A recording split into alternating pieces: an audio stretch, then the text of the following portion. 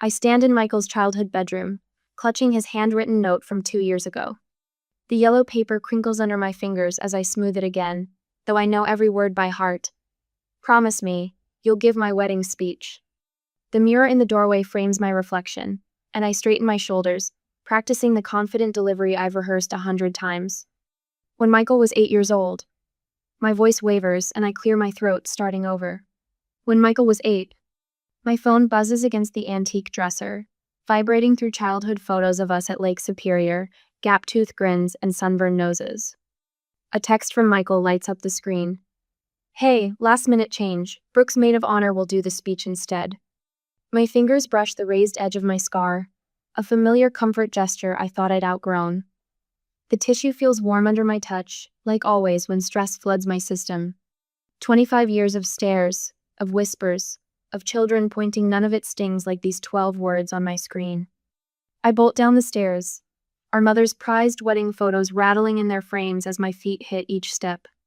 Michael and Brooke sit in the living room, heads bent over seating charts spread across Mom's antique coffee table.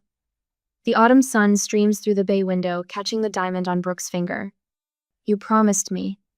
My voice cracks on the last word. 2 years ago, right in this house, Michael. They look up in unison. Michael's expression crumples like used tissue paper, but Brooke's features arrange themselves into practiced sympathy, the kind reserved for charity cases and injured animals. Oh, honey. Brooke stands, smoothing her cream silk blouse.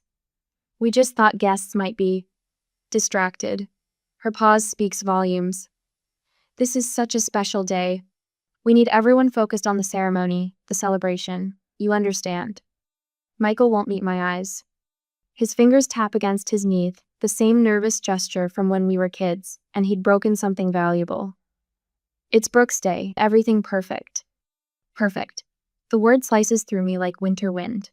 I close my eyes, remembering his graduation day. The quad filled with purple caps and sunshine, Michael grabbing me in a bear hug that lifted me off my feet. Sis, you're my anchor. When I get married, you're doing the speech. Michael. I step closer, willing him to look at me.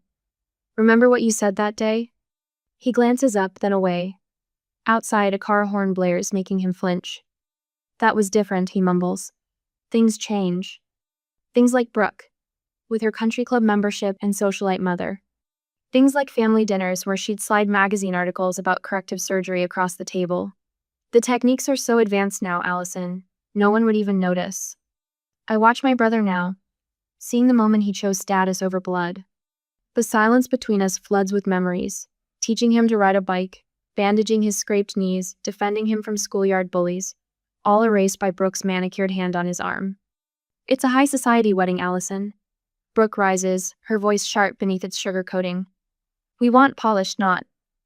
Her eyes flick to my cheek, then away. Michael says nothing. His silence fills the room like smoke, choking me. This isn't about a speech anymore. This is about being erased from their story, hidden away like a shameful secret. My fingers crumple the speech in my pocket, years of love and memories reduced to unwanted paper. Tears burn behind my eyes, but I refuse to let them fall. Not here. Not now. You're right, Michael. My voice comes out steady, surprising me. It should be perfect. I turn away before they can respond, but not before I catch Brooke's satisfied smile. She thinks she's won, thinks I'll fade quietly into the background of their flawless day. She has no idea what's coming. Upstairs, in Michael's old room, that crumpled speech waits in my pocket. Maybe it's time for a different kind of perfect, the kind that leaves scars. The next day, while going to meet a friend, I overheard the conversation. You can't put her anywhere visible during dinner. Brooke's voice filters through the closed study door, sharp and clear on speakerphone. The photographer needs perfect shots. I freeze in the hallway, and through the crack beneath the door, shadows shift as someone paces across hardwood floors. The back corner should work, a woman responds, probably the wedding planner. Table 19, behind the column. The lighting's dim there anyway. My fingers tighten around the open door of his room. Inside, a picture of a younger Michael grins at the camera, his arms slung around my shoulders at his high school graduation. The camera caught us both laughing at some forgotten joke. Perfect. Brooke's heels click closer to the door. And you received my note about special considerations? Yes, the one about facial differences. We'll make sure all the photos are taken from the right angle. The silver frame trembles. I set it down before I drop it, backing away from the study door. My feet carry me upstairs to Dad's old office, where boxes of wedding preparations sprawl across his desk. Guest lists, seating charts, vendor contracts. My hands move mechanically through the papers until I find a crisp white envelope addressed to the wedding planner. Inside, a typed note reads, "Special considerations, facial differences, sister of groom. Arrange seating and photo positioning accordingly." My phone buzzes. A video call from Rachel fills the screen. "Oh, good," you answered. She adjusts her glasses, peering at me. "Listen, I heard what happened with the speech. Maybe it's for the best?" You know how people get at weddings, all those eyes watching. The words blur together as my screen fills with another notification. An email from Michael to Uncle Steve. About Allison's situation, we're trying to be sensitive to everyone's comfort level. My situation. Like I'm a problem to be managed. "Allison, are you there?" Rachel's voice sounds distant. I have to go. I end the call, sinking into Dad's leather chair. The leather creaks, familiar and grounding. How many times had I sat here as a kid, watching him work while Michael played video games downstairs? A knock at the door makes me jump. Aunt Margaret stands in the doorway, her silver hair caught in the afternoon light. Her eyes lock onto the papers scattered across the desk. "So you found it." She steps inside, closing the door. "Sarah called me. That girl sees everything. She's furious about how they're treating you. Did you know?" The question comes out small, childlike. "About the seating chart?" Aunt Margaret's face hardens. "I knew something was wrong when Brooke started excluding you from planning meetings. That girl's been climbing social ladders since kindergarten." My phone lights up with a text from Cousin James. "Just saw the seating chart. This isn't right, Allie." I'll talk to them. I start gathering the papers, but Aunt Margaret's hand covers mine. "You'll do no such thing." Her voice carries the same steel that used to shut down Dad's arguments at Sunday dinner. "I'm handling this. You're sitting at table 8 with the family, where you belong." Hope flutters in my chest, but dies as another text appears. From Brooke. "Any drama and you're uninvited. This is my day." Seconds later, Michael. "Don't ruin this for me, sis. I need this marriage." The words swim before my eyes. This isn't about a seating chart or a speech anymore. This is about my place in the family and Michael's life. "They can't erase you." Aunt Margaret squeezes my shoulder. "Not unless you let them." After 3 calls and what I imagine was an epic confrontation, Aunt Margaret secures me a seat at table 8. A hollow victory that comes with Michael's cold text. "Be grateful you're even coming." I sit in Dad's office as sunset paints the walls gold, reading and rereading Michael's words. The leather chair holds me like it always has, but nothing feels the same. Everything's shifting, turning strange and sharp-edged. My phone buzzes one last time 30 minutes later. "Sarah, you won't believe what I just found out. The venue has this tradition open mic during the reception. Family tributes. They can't stop you from speaking then." I stare at the message, something electric running through my veins. The same feeling I got before debate tournaments in college, when the spotlight waited and words had power. They wanted the perfect wedding. Maybe it's time they got it, just not the kind they expected. Outside the window, a flock of birds wheels against the darkening sky, black wings cutting through gold. I watch them disappear into the distance, my reflection growing clearer in the glass as night falls. The scar on my cheek catches the last light, a silver line like a battle mark. Let them try to hide me in the shadows. I've spent 25 years learning to speak with this face. I'm done being grateful just to be invited. 3 days later, at my apartment, my phone screen lights up with Brooke's latest Instagram post.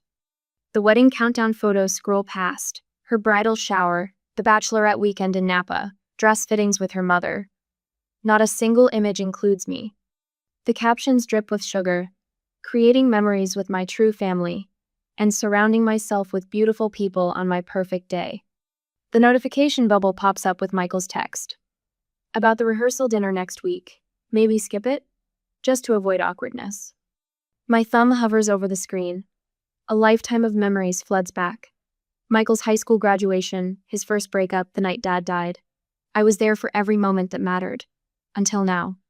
The wedding invitation sits on my desk, pristine white cardstock edged in gold. A handwritten note slipped inside. We trust you understand the importance of appropriate behavior during the ceremony. The cursive loops of Brooke's handwriting twist like thorns. My phone buzzes again. The family group chat explodes with photos from the wedding planner's walkthrough. Brooke's mother gushes about the champagne fountain, the string quartet, the oyster bar. Only the finest for our angel, she writes. Everything must be flawless. I slam the phone face down. The motion knocks over a box from my closet cleanout, spilling memories across the floor. Debate team trophies tumble out, glass and metal catching the afternoon light. I pick up the biggest one. State finals, senior year. The memory rushes back. Standing at that podium after the accident, hands trembling. The whispers in the audience. But my voice never wavered. I touch the familiar raised edge of my scar, remembering how I learned to own that stage, to make them see past their first impressions. My laptop pings with a message from my support group. Linda's words glow on the screen. Your voice matters more than their comfort. Don't let anyone silence you. I was resolute to attend the dinner and was giving my best to show them that I was as worthy as anyone else. The speech I wrote for Michael's wedding burns in my desk drawer. 2 years of memories, love, and shared secrets poured onto paper. I pull it out, smoothing the creases. The words still ring true, but they're not enough anymore. This isn't just about a speech, it's about me. The rehearsal dinner invitation mocks me from the counter, and I was ready to show them who I was, really. For the dinner next week, Brooke's mother booked the Crystal Ballroom at the Westin, the most exclusive venue in Minneapolis. I picture them all there, practicing their perfect moments, while I sit home like a dirty secret and watch them on my SNS. No, I whisper to my empty apartment. Then louder. No. I grab my car keys. I will show them now that they cannot just pretend I don't exist. I head to the dinner gathering. Half an hour later, the Westin's lobby sparkles with chandeliers. I hear the tinkling of glasses, polite laughter floating down the marble hallway. My heels click against the floor as I follow the sound. Through the ballroom's double doors, I see them. Brooke's mother standing to give her toast, champagne flute raised high. To the most beautiful couple, she trills. A perfect match, destined for a perfect life. I step into the room. I have something to say about family values. Heads whip around. Michael jumps to his feet. Allison, please. But another voice cuts through the shocked silence. Aunt Margaret rises, her silver hair gleaming. Let her speak. From the corner, Sarah's phone camera catches the moment. Cousin James knocks over his water glass, creating a distraction as servers rush forward. The chaos buys me precious seconds. I pull the speech from my purse, not the old one full of childhood memories. This one speaks a different truth. When I was 8 years old, my voice carries across the sudden hush. I learned that some people mistake surface scars for deeper flaws, that they'd rather hide what makes them uncomfortable than face their own prejudices. Tears glisten in several guests' eyes. Even the servers pause, sensing the weight of the moment. Brooke's mask finally cracks. Get out, she shrieks. You're ruining everything. I meet her gaze steadily. No, Brooke. You did that when you decided your perfect day was worth erasing your fiancé's sister. The room splits like a fault line. Aunt Margaret and her crowd move closer to me. Others shift away, refusing to meet my eyes. Michael stands frozen between the groups, his face ashen. I sit down at an empty table, smoothing my skirt. I'll be at your wedding, Michael, whether you want me or not, because that's what real family does. Later that night, after I ruined their perfect moments, Sarah, Aunt Margaret, and I gathered in the living room of my apartment. The open mic tradition at wedding receptions has been a Minneapolis country club staple for generations. The perfect opportunity. I'll create the moment, Aunt Margaret says, her eyes twinkling. Trust me, I know how to work a room. And I'll get everything on video, Sarah adds. Let them try to pretend it didn't happen. My phone buzzes. Brooke's text glows with triumph. We've canceled the open mic, don't even try. I look at my allies gathered around me, at the speech waiting on my coffee table. A smile tugs at my lips. Brooke has no idea what's coming. Sometimes the perfect revenge requires a backup plan. Sarah raises her glass. To making ourselves heard. The crystal catches the light, throwing patterns on my wall. Like scars, they tell a story of something broken and reformed. But this time, I'm doing the reshaping. Finally, the wedding day is here. The elevator doors open to the grand ballroom level of the Minneapolis Hilton. My reflection in the polished brass catches me off guard silk charcoal dress, falling in precise folds, pearls at my throat catching the light. The scar on my cheek stands out against my skin, no makeup attempting to hide its silvery path. Sarah waits by the service entrance, clipboard in hand, walkie-talkie clipped to her belt. 20 years of friendship telegraph in her quick nod. Sound system's ready. DJ owes me a favor from the Anderson wedding. Everything set with Aunt Margaret? Table 12, just like we planned. She has the signal worked out with James. Sarah squeezes my arm. You sure about this? Never been more sure. My prepared speech weighs heavy in my clutch, but the words I'll actually say burn brighter in my mind. The grand ballroom doors loom ahead, muffled music and laughter spilling through the crack beneath. Inside, crystal chandeliers cast honeyed light across 200 guests in evening wear. A security guard musty black suit. Earpiece that's seen better days eyes me from his post near the bar. Another lurks by the cake table. Brooks' influences show everywhere. Ice sculptures dripping elegance, sterling silver place card holders, wait staff and crisp white gloves. My phone buzzes. Michael, please don't make a scene. I'm begging you. Before I can respond, the maid of honor takes the microphone. Her voice warbles through a speech clearly written this morning, full of Pinterest quotes about soulmates and destiny. I just knew when Brooke met Michael at the country club benefit. Across the room, Brooke preens in her designer gown, hand possessively curved around Michael's arm. Her smile stretches wide, picture perfect, as she basks in the shallow praise. Michael's eyes dart around the room, landing everywhere but on me. The next hour crawls. Dinner plates come and go, champagne flows, and the band strikes up the opening notes of Michael and Brooke's first dance. They sweep onto the floor in practice stepshire, wearing triumph like a crown, him wooden with tension. Aunt Margaret catches my eye from table 12, tapping her watch. Time. The music cuts mid-note. Confusion ripples through the crowd. The DJ fumbles with controls, but Sarah's standing guard now, keeping him away from the system. I step forward, wireless microphone appearing in my hand like magic.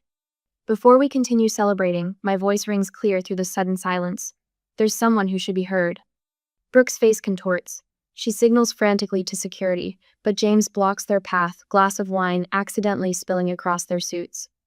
Other relatives close ranks around me.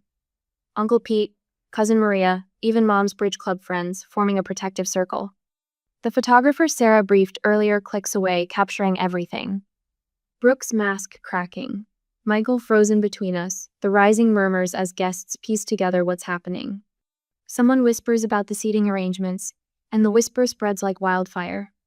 Many of you received careful instructions about where to sit tonight. I let the words land. About keeping certain guests are less visible. Michael takes a halting step forward. Allison, I have here, I hold up the paper in my clutch, the speech I promised to give 2 years ago. The one about teaching you to ride your bike. About holding your hand through Mom's cancer scare. About being your anchor. The room holds its breath. Brooke's fingernail essence into her palms. I unfold the pages slowly, let them fall to the floor like autumn leaves. But that's not the speech you're going to hear tonight. She's destroying our special day. Brooke surges forward in a blur of white silk and desperation, her veil trailing behind her like a surrender flag. Security guards in black suits move through the reception hall, their earpieces glinting under crystal chandeliers. Michael grabs my arm, his fingers trembling. Allison, I'm begging you. His voice cracks, and for a moment I see the little boy who used to crawl into my bed during thunderstorms. Please. The microphone feels warm in my hand. Around us, 200 guests shift in their chairs, crystal glasses forgotten, phones raised to capture whatever comes next. Aunt Margaret nods from her table, while Sarah positions herself between me and the approaching security team. I glance down at the speech in my hand, years of memories and love compressed into careful cursive. But that speech belongs to a different Allison, one who still believed in fairy tales about unconditional family love. I'm not here to tell stories about Michael. My voice carries through the perfect acoustics of the grand ballroom. I'm here to talk about what family really means. Brooke freezes mid-stride. Her mother's pearls catch the light as she swallows hard. 2 months ago, I received this email. I hold up my phone, its screen bright against the dimmed reception lighting. Special considerations guest list. Facial differences to be seated away from photographer's angles. Gasps ripple through the crowd. Someone's champagne glass shatters. Here's the seating chart draft. I pull the folded paper from my clutch. Note the helpful asterisk by my name. Problematic appearance, table 27, behind column. Michael's face drains of color. Those were private communications. Like the group text where you explained my situation to the relatives? The words taste bitter on my tongue. Or Brooke's message about how the videographer would need extra editing time to minimize my presence in the final cut. Brooke's mother stands, bracelets jangling. This is completely inappropriate. You know what's inappropriate? My fingers brush my scar, no longer seeking comfort but drawing strength. Teaching your daughter that appearances matter more than character. That it's acceptable to exclude family members who don't fit your aesthetic. The security guards halt their approach as Aunt Margaret and 3 cousins form a protective circle around me. Sarah's phone keeps recording, documenting every moment. A wedding celebrates love and family. I meet the eyes of guests who've known me since childhood. Not perfection, not social climbing. Not the careful curation of flawless photos for your country club friends. Michael steps forward, but his movement lacks conviction. You don't understand what's at stake. I understand exactly what's at stake. I turn to face him fully. You chose appearance over substance, Instagram moments over sister's love. You picked the path of least resistance, letting Brooke edit me out of your life, one subtle suggestion at a time. Brooke's mascara tracks black tears down her cheeks. You're just jealous, bitter, trying to ruin everything because you can't stand seeing something beautiful. Beauty? The word rings through the silence. True beauty comes from character, from standing up for what's right, from loving people as they are, not as you wish they were. I drop the microphone. It hits the parquet floor with a crack that echoes like summer thunder. Half the room erupts in applause, led by Aunt Margaret's decisive clapping. 3 tables of relatives stand, gathering purses and wraps, heading for the exits in silent solidarity. Michael stands alone in the center of the dance floor, Brooke's absence beside him more noticeable than her presence ever was. She retreats toward the bridal suite, her mother rushing after her with a lace handkerchief and murmured comforts. My phone buzzes in my clutch, messages flooding in from cousins, old friends, even Michael's college roommate. But one notification cuts deeper than the rest. A photo from our childhood, Michael and me at the lake, his arm around my shoulders, both of us laughing at some forgotten joke. The timestamp reads 10 years ago. I walk out of the reception hall, heels clicking against marble, head high. The evening air carries the scent of late summer roses from the garden where Michael and I once buried our pet goldfish with a solemn ceremony. Behind me, voices rise and fall like waves, the perfect wedding dissolving into chaos. Sarah catches up, squeezing my hand. You did it. But as the valet brings my car around, I wonder about the true cost of victory. The brother who taught me to ride a bike, who defended me from schoolyard bullies, who swore he'd always be my champion, have I lost him forever? The answer hides somewhere in the future, beyond this night of shattered illusions and reclaimed dignity. For now, I drive away from the wreckage of what was, toward the promise of what could be. My scar catches moonlight in the rearview mirror, no longer a flaw but a badge of survival. Let them have their perfect photos. I'll take my imperfect truth. I went home. 2 years later, the conference room buzzes with whispers as I adjust my notes at the podium. 300 faces stare back at me, each marked by their own story: a port wine stain, a cleft lip, burned scars that ripple like watercolor paintings across cheeks and necks. My people, my tribe. Welcome to the first annual Visible Voices Summit. My voice fills the Seattle Convention Center, steady and clear. 3 months ago, I couldn't have imagined this moment. Now, looking out at this sea of beautiful imperfection, I can't imagine being anywhere else. Sarah catches my eye from the back of the room, tablet in hand, already fielding calls from 4 more cities wanting to host speaking events. She grins and flashes me a thumbs up. On stage right, Aunt Margaret beams from her board member seat, her silver hair catching the spotlight. My phone vibrates in my pocket, another media request, probably. The Washington Post piece went viral last week. Wedding speech rejection sparks national movement. Turned out being uninvited for my brother's wedding was the invitation I needed to find my true voice. The first speaker approaches the microphone, a teenage girl with a facial birthmark blooming across her forehead like a sunset. She stands tall, shoulders back, voice clear as she shares her story. No hiding. No shame. My heart swells, remembering how she'd approached me after my TED Talk last month. "You showed me I don't have to hide," she'd whispered then, tears streaking her cheeks. Now she commands the stage like she was born for it. One of 20 teens in our first public speaking scholarship program. A message notification pops up on my phone screen. James and David's wedding invitation, complete with a handwritten note. Our ceremony wouldn't be complete without a speech from the cousin who taught us what family really means. "Will you do us the honor?" My fingers trace the raised edge of mascara gesture of joy now, not comfort. I type back. "Wouldn't miss it for the world. Same dress as last time?" The audience breaks into applause as the teen finishes her speech. I rise to introduce the next speaker, but pause as movement near the back doors catches my eye. A familiar figure slips into the last row, trying to be inconspicuous. Michael. Our eyes lock across the crowded room. He looks thinner, tired. The text came this morning. "Can we talk about forgiveness?" After the wedding was ruined, I lost my brother actually, so he needed some time to see the truth and was slowly trying to reconcile. But this time, I need more time. I let my gaze linger on him for one heartbeat, two. Then I turn back to the microphone, to my purpose, to the hundreds of faces waiting to hear what comes next. My story isn't about revenge. It never was. Our next speaker reminds us that beauty isn't about perfection.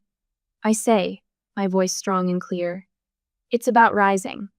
The day unfolds like a flower opening to sunlight. A documentary filmmaker captures testimonials in the corner. Support group leaders exchange strategies over coffee. Parents of children with visible differences find hope in others' journeys. During the lunch break, Sarah nudges me. "Your book hit the bestseller list this morning. The uninvited voice is number 3 in climbing." I nearly dropped my water bottle. "You're kidding." "Would I kid about sales figures?" She pulls up the rankings on her phone. "The publisher wants a second printing, and Ellen's people called again." Aunt Margaret joins us, wrapping me in a lavender-scented hug.